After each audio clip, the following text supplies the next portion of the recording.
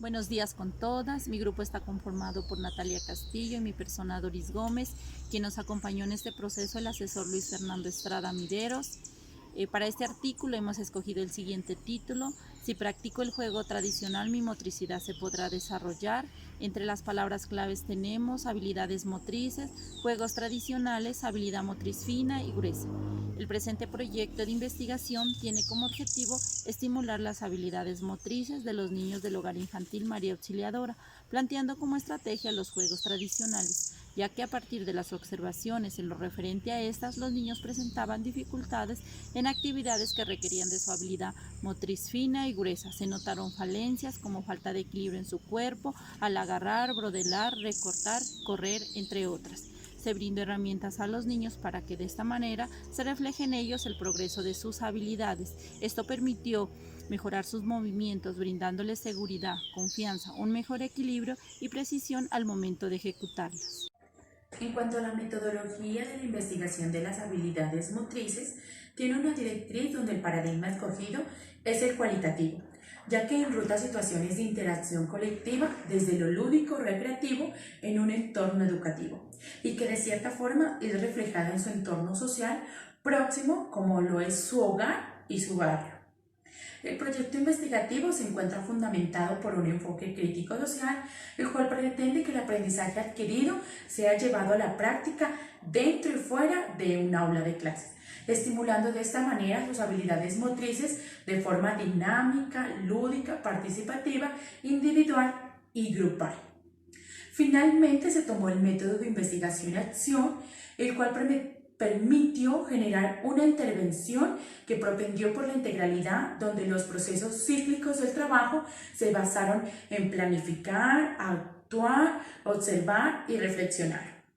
El proyecto de investigación se realiza tomando como objeto de estudio a los niños del Jardín C del Hogar Infantil María Auxiliadora, en el cual son 30 niños, 14 del género femenino y 16 del género masculino. Las técnicas de recolección de información que utilizamos son la entrevista, la cual es una conversación que se realiza con una persona y que está basada en una serie de preguntas y afirmaciones que plantea el entrevistador y sobre las que la persona entrevistada da su opinión o respuesta. También tenemos la lluvia de ideas, la cual es una técnica para poner en común acuerdo las opiniones o conocimientos que cada uno de los niños expresa sobre las actividades que realiza durante el día. En relación al marco teórico sobre la categorización de habilidades motrices, el autor Pedro Cardona, maestra de educación física, licenciado y doctor en ciencias de la educación, define las habilidades motrices como la etapa infantil en donde los niños hallan en su cuerpo y en sus movimientos las principales vías para entrar en contacto con la realidad que los envuelve y de esta manera adquirir los primeros conocimientos acerca del mundo en el que están creciendo y desarrollándose. En base a esto sobresale la categoría de habilidad motriz fina, en el cual la autora Comellas María Jesús, maestra, doctora en psicología, la define como cuando el niño inicia a hacer la pinza con los dedos, coge objetos pequeños y sin ningún aprendizaje empieza a hacer garabatos, introduce bolas o cualquier objeto pequeño dentro de una botella o agujero. Una de nuestras categorías es la habilidad motriz gruesa. María Jesús Comellas, doctora en psicología, profesora titular de orientación educativa del Departamento de Pedagogía Aplicada de la Universidad de Barcelona, la define como la habilidad que abarca las capacidades del niño para moverse, desplazarse, explorar y reconocer el mundo que lo rodea y experimentar a través de sus sentidos, olfato, vista, gusto y tacto, para procesar y guardar la información del entorno que lo rodea. Nuestra estrategia son los juegos tradicionales. Retomamos esta porque quisimos traer al entorno del niño lo que nuestros antepasados practicaban, incluso sus abuelos y sus padres jugaban cuando eran unos niños. Javier Giles Girela, docente de la Universidad de Granada, perteneciente al Departamento de Educación Física y Deporte, menciona que el juego tradicional es acercarse al folclore, a la ciencia, a las tradiciones, a las costumbres de una región. Interpretación de resultados. Gomendios Fuentes, psicólogo y dictador de la educación, nos aporta que los niños aumentan su capacidad de resolver problemas al intentar realizar diversos actos como treparse, ponerse de pie o pasar a través de algún objeto. Además que esto les proporciona autonomía, seguridad y autoestima. Por ende, en la subcategoría de movimientos precisos, el autor Duarte Sánchez, profesor, militar y activista liberal, nos dice que estos posibilitan al niño relacionarse con su entorno y a la vez desarrollar su cuerpo, su mente y su espíritu durante los primeros años de vida. Por eso, cuando realizaban algunos juegos tradicionales, como en el ejemplo del puente está quebrado, en un principio se observó que la lateralidad de los niños presentaba algunas falencias y que a medida que realizaban estas actividades se evidenció el progreso de los niños en su lateralidad, ya que controlaban los movimientos del lado contrario de su cuerpo de mejor manera. Por otro lado, nos encontramos con la subcategoría de movimientos de manipulación, en el que el autor Pedro Gil Madrona, como lo mencionábamos anteriormente, profesor de educación física, los define como aquellos movimientos que le permiten al niño explorar su mundo, manipular los objetos e investigar qué es lo que sucede en su entorno con su realidad. Por ello, cuando iniciaron la práctica de algunos juegos adicionales, en cierto caso en el yo-yo, algunos niños no presentaban agilidad y manejo de su parte manual para enrollar la piola y hacerlo bailar. A medida que lo practicaban, sus movimientos de manipulación mejoraron y presentaron un mejor equilibrio, fuerza y resistencia de sus dedos y manos al manipular objetos grandes y pequeños. Seguidamente se encuentra la subcategoría de los movimientos no locomotores.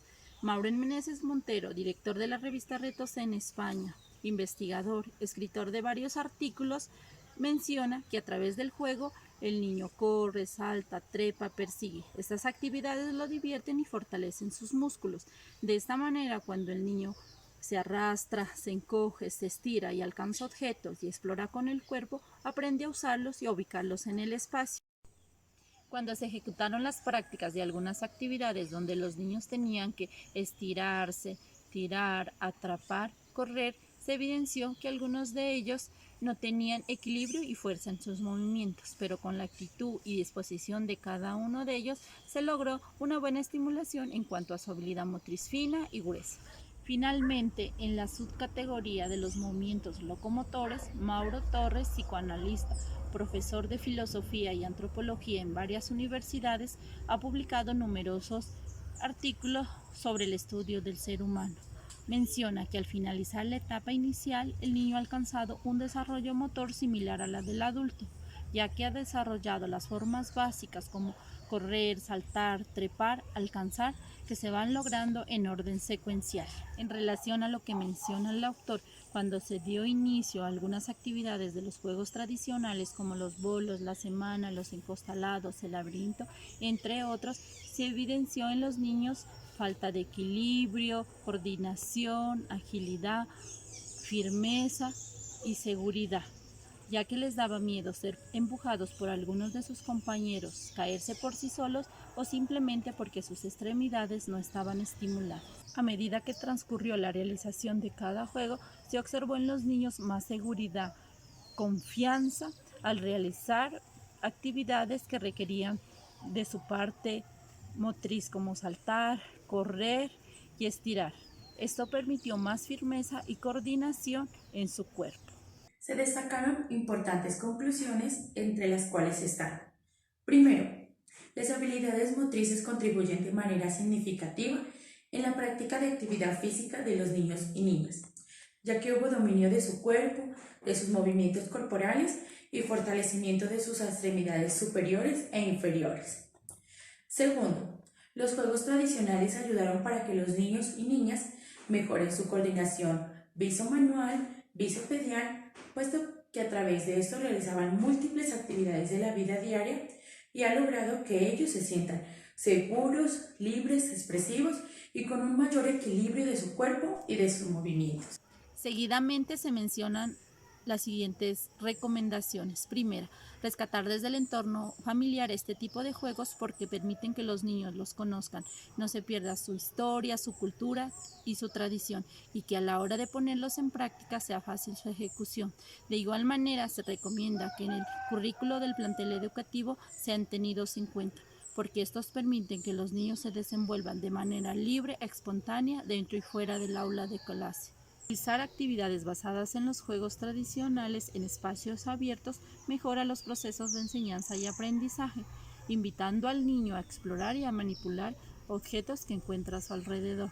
De esta manera, el niño mejora sus habilidades motrices, sus movimientos locomotores, manipulativos, precisos y no locomotores, para que así tenga un buen control y equilibrio.